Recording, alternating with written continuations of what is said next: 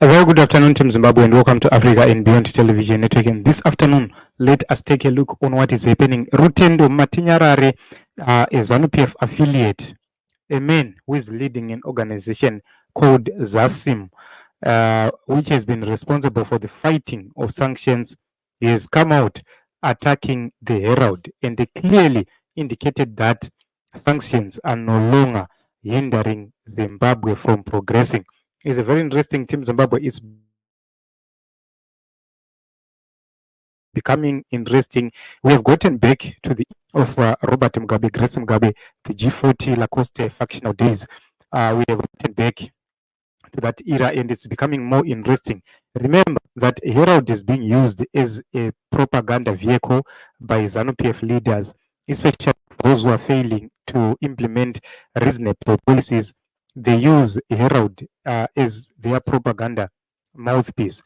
But Rutendo Matinyarare is doing the Lord's work left, right, and center, attacking every position, every false position raised by the Herald. He said, Herald must stop misleading us about currency issues in Zimbabwe. This is what he said. Remember, there are editors who were appointed recently to Herald, and these people are perceived political employees who are there as mouthpieces of the powers that be, people who are there to make sure that they propel the stay of the dynasty which is currently available. A lot of ZANU PF people are not happy with the situation, with the appointments which were made. We have seen several people, very influential ZANU PF Varakashi and affiliates. We have seen them clearly telling the president to have reasonable appointments, to have correct people who know what needs to be done. And this is what Rutendo is just doing. He says the Herald has begun spreading lies about Zidera being the cause of Zim's current currency value challenges, which is nonsensical. There is no sane person who is within the ZANU PF structures who is not fighting on a factional position who will come out to attack the Herald. It won't happen. Why? Whenever you see the Herald speaking, it's because Vanajamanda are in charge of that propaganda. It seems as if they'll even write pieces and send them to the editors. Kutomana, you have to dance around these points so that we tell a story. And we are having these positions being publicly challenged by very prominent people who have been part and parcel of ZANU PF activities in the past years.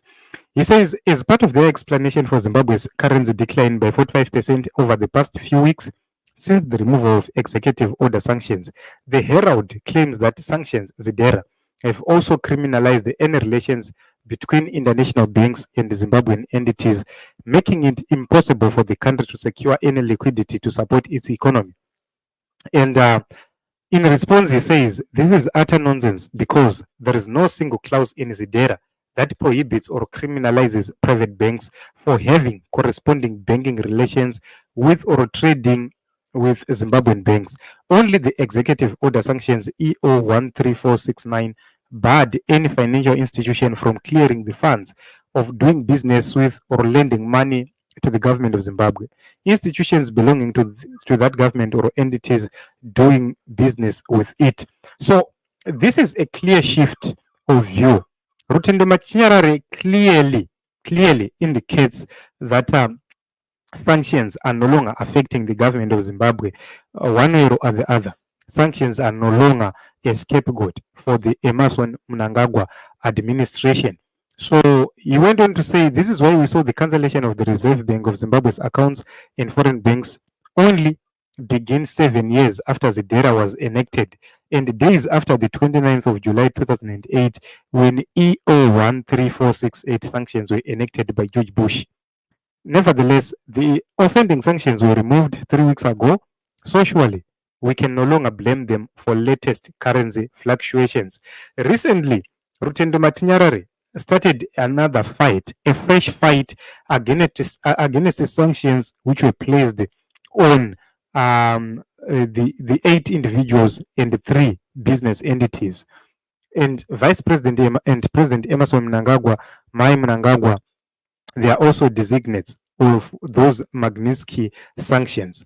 And the major issue why people like Rutendo Matinyarare, who are belonging to another faction, the reason why they are fighting so is because one of their own was cited in those sanctions. And it's very interesting to Zimbabwe to note that is what is happening, because they feel that their own must not be included in these sanctions. If VP Chiwenga had been excluded from the sanctions list, we were not going to see these people fighting for further removal of these sanctions. And that is the reason why they are asking for proof. They are demanding proof, because most of the evidence does not point to General Chiwenga one way or the other. There is no evidence pointing to General Chiwenga yekuti he abused any human rights. It can't be proven, because if you go to 2018, what happened on 1 August, there is a clear order of events which is there. The letters are there. Every letter was produced during the Mohlande Commission, and everything pointed to the commander who actually deployed the forces.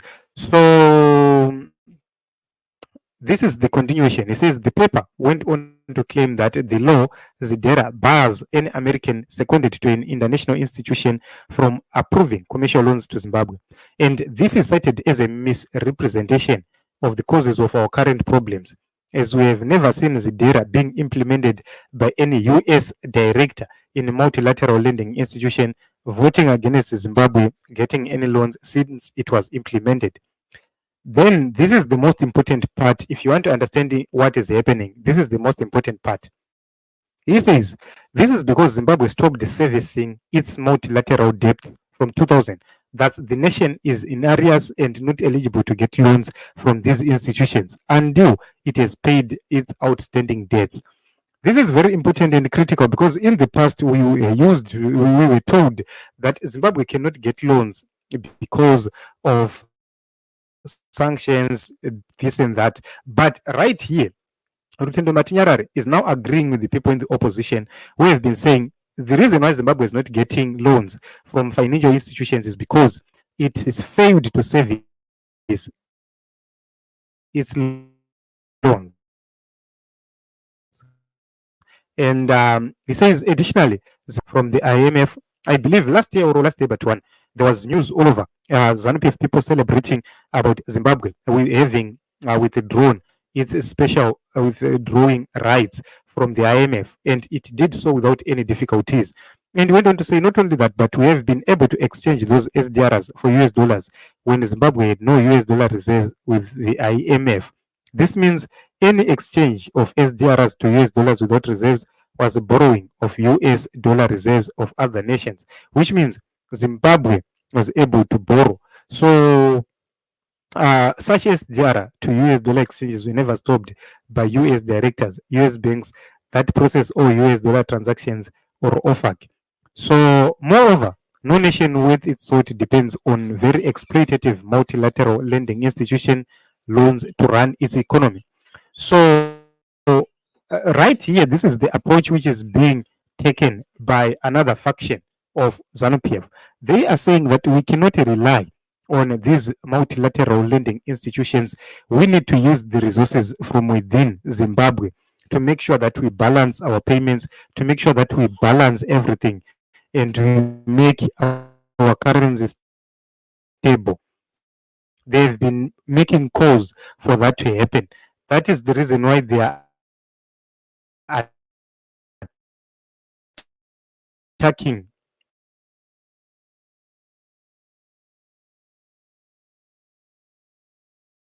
the other faction, and they have been calling for inclusion of right-minded people.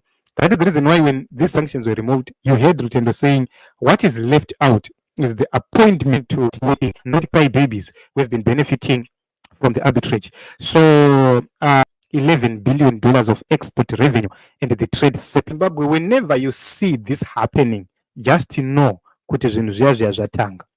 We have been told several stories. We have been told kuti munyika hamuna mari. What is in circulation we are being told what is in circulation is around 1 billion, but we are being told about $11 billion of export revenue. 2023 alone, export revenue brought in $11 billion. The major question, where is that $11 billion? This is what is being asked. And Rutendo addressed this and said, the truth of the matter is Zimbabwe is hemorrhaging foreign currency because Zimbabweans don't trust their banking system. He's now hitting in the nail, in the head of the nail, saying the Zimbabweans don't trust their banking system.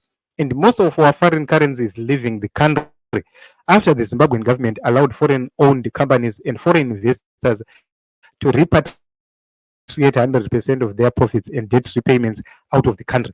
That is true. Zimbabwe's money is being lost dismally. You only have those figures on the paper, not on the ground. Those are the same allegations which were raised by the Al Jazeera documentary to say Zimbabwe will export 2 billion worth of gold, but in Zimbabwe you will be seeing 300 million, for example, in the country. Where is the rest? Where is 1.7 billion? Those are very important factors, very important issues being raised by Rutendo right here. He is actually confirming what we have been saying for a very long time, to say the banking sector can never be trusted, and also money is leaving Zimbabwe like hell. Nobody trusted the system in Zimbabwe, and people are banking their money outside. And for those who can bank right here, especially the Chinese, the Russians, these are the key players right now. The Chinese and the Russians are the key economic players right now. Vari kuexporta gold, diamond, chrome, lithium, all these resources ziri kuenda nekuchina nekurussia, which means the enemies of Zimbabwe is not the US, but those countries which are externalizing the United States dollars at the expense of the people. So this has made Zimbabwe a colonial economy plagued by no savings and externalization of excess value.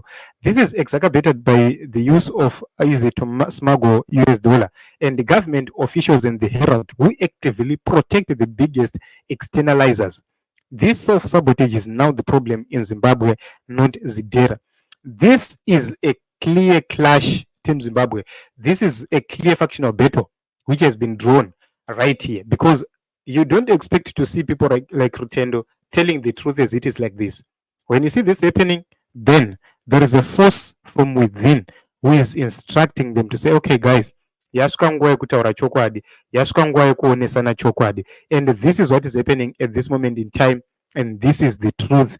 Zimbabwe has been colonized by China, has been colonized by Russia, and these are the people who are benefiting from Zimbabwe. Isisu tichingoumana kunoku vachingoita pamberi mari dzichibuda munyika dzichienda.